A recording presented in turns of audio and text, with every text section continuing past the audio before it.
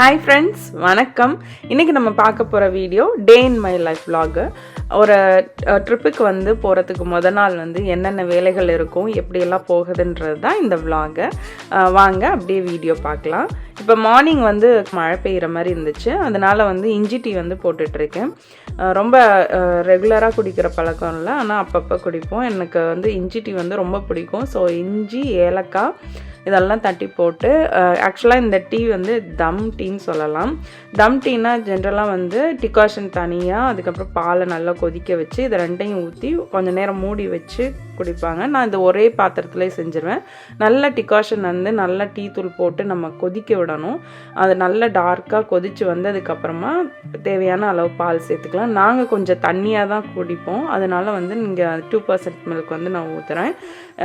திக்காக வேணும்னா நீங்கள் நார்மல் மில்கே ஊற்றிக்கலாம். நல்லா ஒரு கொதி வரும்போது சுகர்லாம் போட்டு நல்லா கொதிக்க விடணும். அந்த கொதிக்க தான் நல்லா டீ நல்லாயிருக்கும். ஸோ கொஞ்சம் நேரம் நல்லா பாயில் ஆகி இந்த கலர்லாம் சேஞ்ச் ஆனதுக்கப்புறமா நம்ம ஒரு லிட்டு போட்டு மூடி வச்சிடணும். நான் ஒரு 1 மினிட் மூடி வைப்பேன். ஒரு 1 or 2 மினிட்ஸ் கூட நம்ம மூடி வச்சுக்கலாம்.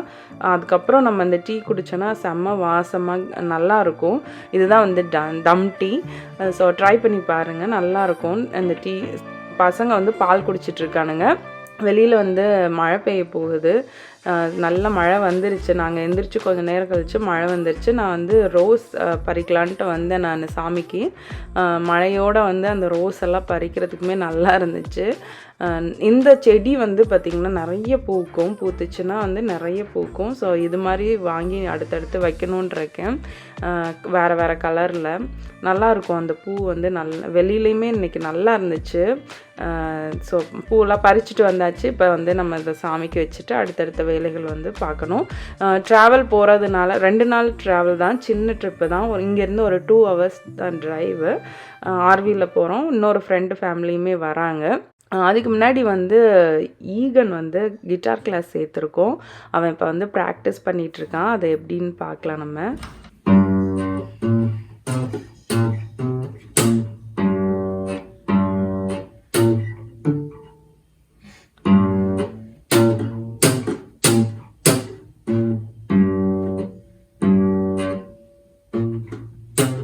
ஓரளவு கரெக்டாக தானே வருது இல்லையா?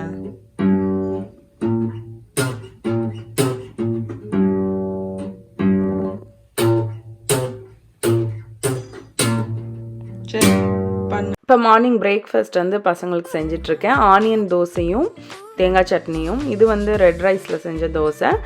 ஸோ நிறைய மில்லட்ஸ் ரெசிபி நான் ஷேர் பண்ணியிருக்கேன், செக் பண்ணி பாருங்கள்.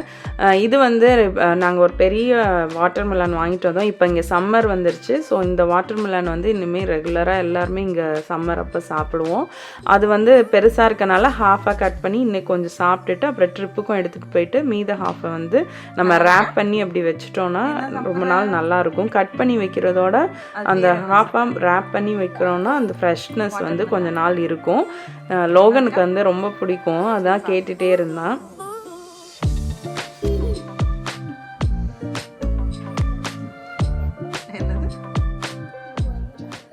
இப்போ லஞ்ச் வேலை ஸ்டார்ட் பண்ணிட்டேன். லஞ்சுக்கு பார்த்திங்கன்னா சாம்பார் வச்சுட்டு, இது நான் ஏற்கனவே கொஞ்சம் ராஜ்மாலாம் வேக வச்சு வச்சுருந்தேன், அதை தாளிக்கணும். ஸோ இது சொரக்காய் கேரட்லாம் போட்டு சாம்பார், அதுக்கப்புறம் வரகு சாதம். இது பார்த்திங்கன்னா பாயில்டு பொட்டேட்டோவும் ராஜ்மாவும் நான் பாயில் பண்ணி வச்சுருந்தேன். அதை சும்மா அப்படியே தாளிச்சிட்டு இந்த சாப்பாடோடு நம்ம தொட்டு சாப்பிட்லாம், இல்லை சப்பாத்தியில் ஸ்ப்ரெட் பண்ணி ரோல் பண்ணி சாப்பிட்லாம். மஷ்ரூம் அந்த மழை வந்தோடனே ஏதாவது பொரிச்சது மாதிரி சாப்பிடணும் போல் இருந்துச்சு. அதனால் காளான் செய்வோம்ல, ரோட் சைடு காளானுக்கு ஒரு ஃப்ரை பண்ணுவோம்ல, அந்த இதை நான் செஞ்சிட்ருக்கேன். முட்டைக்கோஸ் இல்லை, வெறும் காளான் போட்டு. நான் காளான் ரெசிபிக்கு, அதாவது ரோட் சைடு காளான் போட்டிருக்கேன். அது ஐ பட்டனில் கொடுக்கேன், ட்ரை பண்ணி பாருங்கள், ரொம்ப நல்லாயிருக்கும். இது அப்படியே சாப்பிடவும் நல்லாயிருக்கும். ஸோ சாம்பார் சாதத்தோடு இது தொட்டு சாப்பிட்லான்னு செஞ்சிட்ருந்தேன். இது ட்ரை பண்ணி பாருங்கள், ரொம்ப நல்லா பசங்களுக்கு வந்து ரொம்ப பிடிக்கும். நான் வந்து அந்த ஃபுல் ரெசிபியுமே வந்து ரோட் சைட் காளான்னு சொல்லி ஒரு ரெசிபியை ஷேர் பண்ணியிருப்பேன். அதை ட்ரை பண்ணி பாருங்கள். இது வந்து இப்போ ஈகனுக்கு வந்து பிசைஞ்சு கொடுக்க போகிறேன்.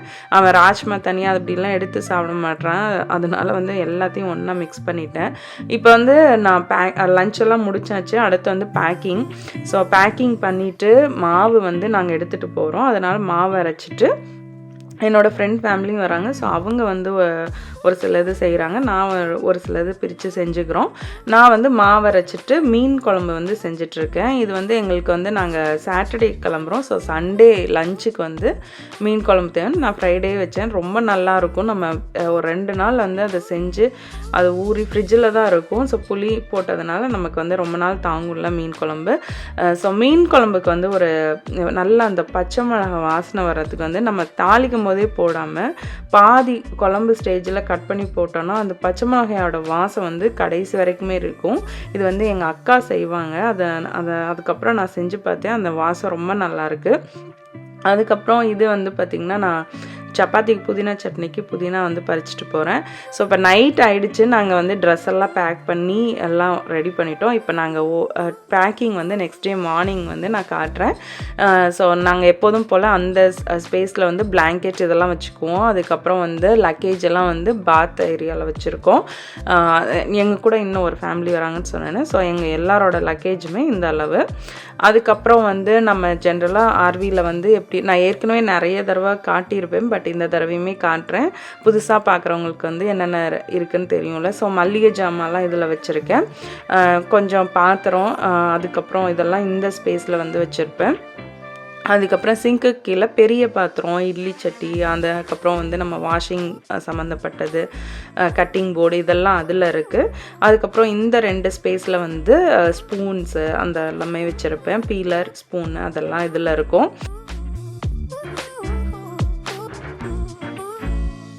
இந்த ஸ்பேஸில் வந்து magic bullet, paper plates, cup இதெல்லாம், அப்புறம் பிரேக்ஃபாஸ்ட்டுக்கு தேவையான ப்ரெட்டு, பனானா இதெல்லாமே இந்த ஸ்பேஸில் வந்து வச்சுட்டோம்.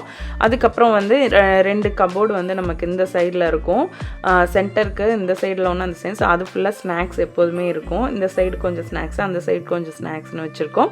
அப்புறம் நிறைய ஸ்பேஸ் வந்து இருந்துச்சு, ஏன்னா நாங்கள் சின்ன ட்ரிப்பாக தான் போகிறோம். அதனால வந்து ஸ்பேஸுமே நிறைய இருந்துச்சு. ஃப்ரீசரில் வந்து பாப்சிக்கல் வச்சுருக்கோம், சம்மர் வந்ததுனால. மொதல் நாள் எங்களுக்கு மழை பெஞ்சிருந்தாலும் அடுத்த 2 நாள் வந்து நல்லாவே வெயில் அடிக்கும் நாங்கள் போகும்போது.